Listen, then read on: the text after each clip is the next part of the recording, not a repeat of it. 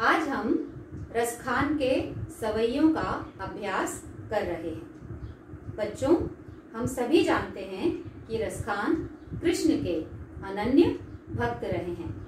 यही कारण है कि वे कृष्ण से जुड़ी हुई हर वस्तु और हर स्थान से जुड़े रहना पसंद करते हैं। यहाँ जिन सवैयों की आज हम चर्चा कर रहे हैं उसमें भी कृष्ण के प्रति रसखान जी का अनन्य और समर्पित भक्ति भाव प्रतिपादित हुआ है।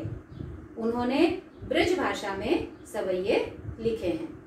देखते हैं पहले सवैये में उन्होंने कृष्ण के प्रति अपने प्रेम को किस प्रकार अभिव्यक्त किया है। मानुष हों तो वही रसखानी। वे कहते हैं कि यदि मैं अगले जन्म में मनुष्य का रूप लूं तो बसों ब्रज गोकुल गांव के ग्वारन। मेरा निवास कहाँ हो? ब्रज में गोकुल गांव के ग्वालों के बीच मैं रह सकूं। ग्वारन यानी ग्वाले, जो गाय और अन्य पशु चराने का कार्य करते हैं, है ना, तो उनके बीच में वे रहना चाहते हैं। जो पशु हो तो कहा बस मेरो।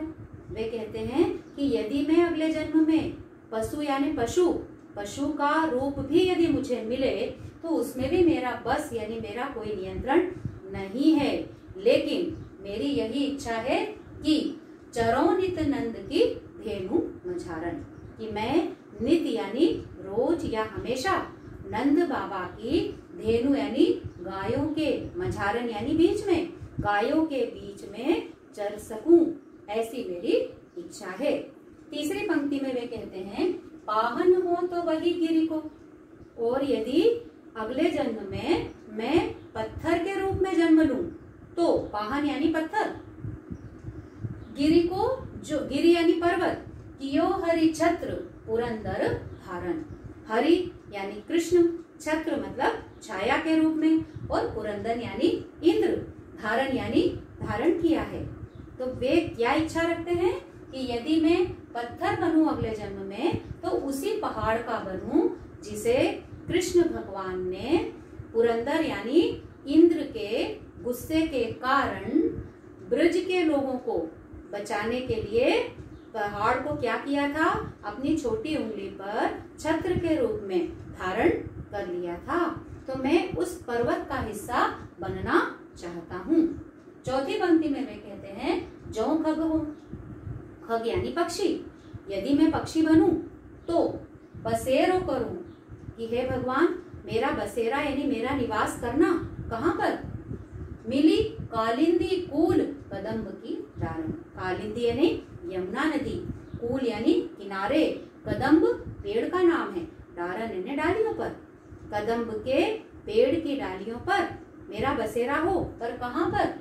यमुना नदी के किनारे पर। यमुना नदी के किनारे पर कदम्ब के पेड़ की डालियों पर मेरा बसेरा हो, यदि मुझे अगले जन्म में पक्षी का रूप में योनि मिले। इस प्रकार वे पहले सवैये की चारों पंक्तियों में अलग अलग रूपों में कृष्ण से किसी न किसी प्रकार से जुड़ना चाहते हैं।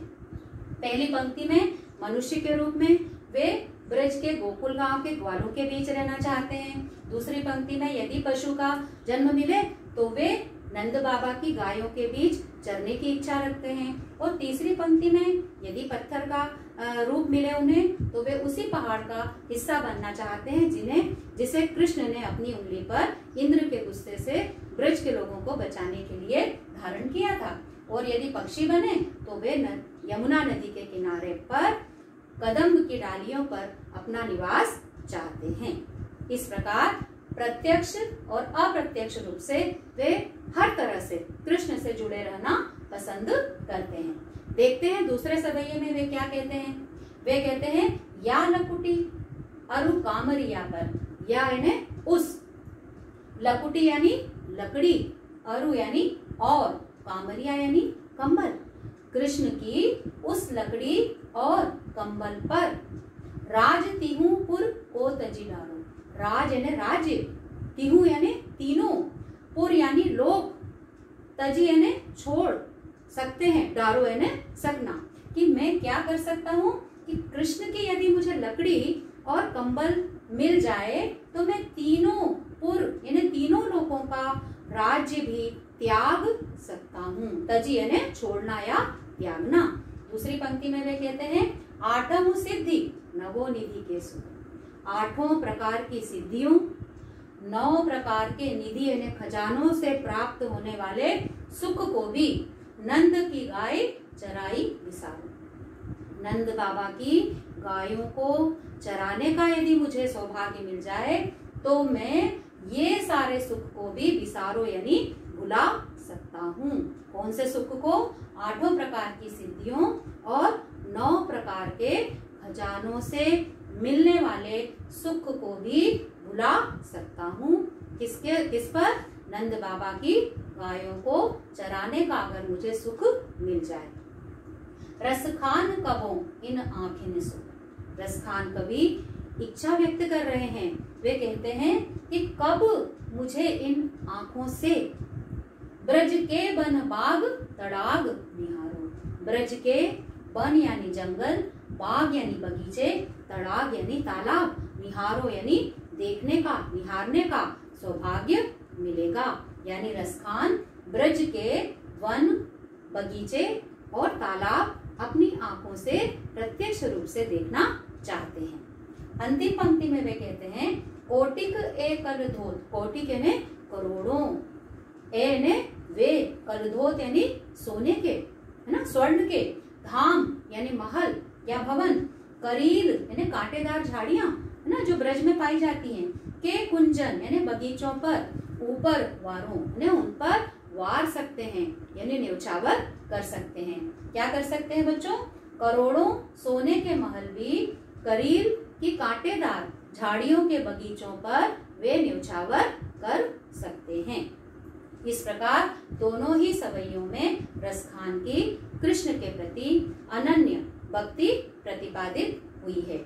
आप इसमें से कठिन शब्दों के अर्थ और दोनों सवैयों के अर्थ जो है संदर्भ सहित अपनी हिंदी कॉपी में अवश्य ही लिखेंगे।